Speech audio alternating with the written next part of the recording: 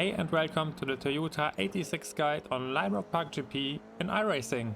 This car is chunky, but a bit easier to drive around here than the MX-5, which should make the races even closer and tighter than you already know them. So make sure you practice this combination to start from the pole position.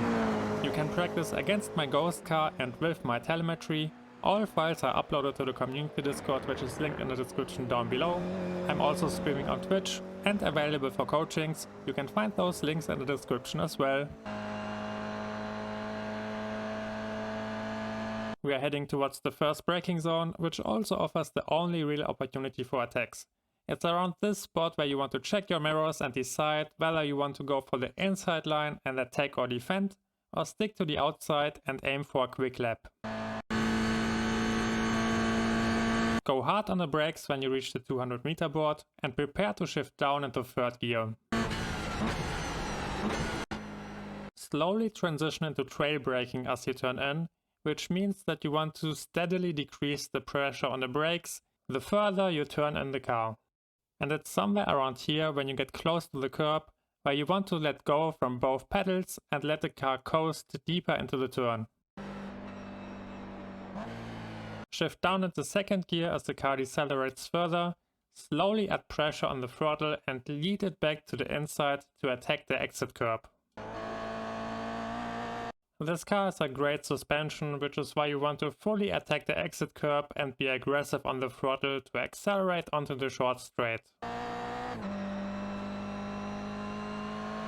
We want to exit the next turn with a late apex on the inside, and that's why we need to enter it on the outside.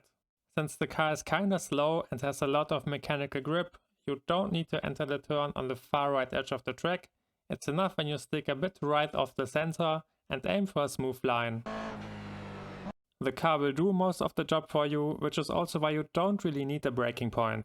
Simply tap the brakes as soon as you start to turn in, let the car swing to the center of the track and shift down into second gear as you prepare to accelerate towards the exit.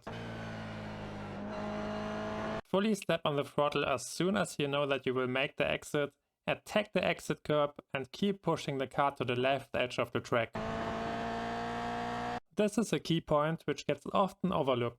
Before you turn into the next turn, you want to make sure that you clip the white line on the left edge of the track, because that way you can take the next turn flat out and carry all of your momentum onto the next short straight. Aim for a tight line around the curb. You can even clip it, but I wouldn't advise you to be too aggressive over it because it can heavily unsettle your car.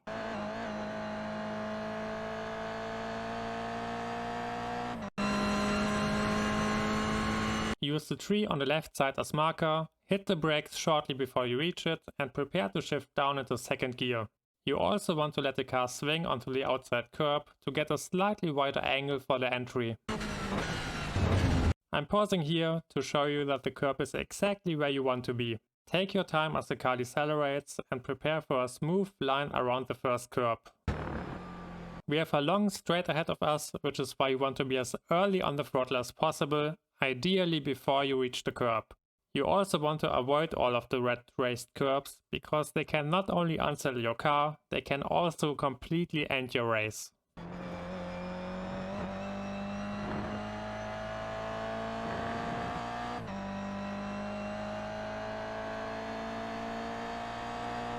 We are heading into the last section and you want to make sure that you carry as much of your speed as possible through the last two turns. In the first one, you want to gently let go from the throttle by roughly 10 to 20%, aim for a tight line around the curb and delay your upshift into the fourth gear until you made it to the exit of the turn. Use all available space on the exit and stick to the left edge of the track as you prepare for the entry into the last turn. In the last turn you want to lift again by 10 to 20% as you are turning in and aim for a tight line around the inside curb.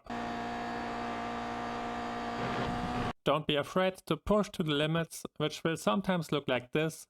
But this doesn't net you an incident point as long as the center of the car stays above the curb. It won't even slow you down that much. This little mistake cost me less than a half tenth towards the end of the straight. So at the end of the day, it's totally worth it compared to lifting, which will cost you at least 1 if not 2 tenths until you reach the next braking zone. That was the guide lap. The cockpit lap is coming up next. Please leave a like when you enjoyed the video and don't forget to check out the community Discord, which is linked down below. I wish you all the best for the next week and see you next time.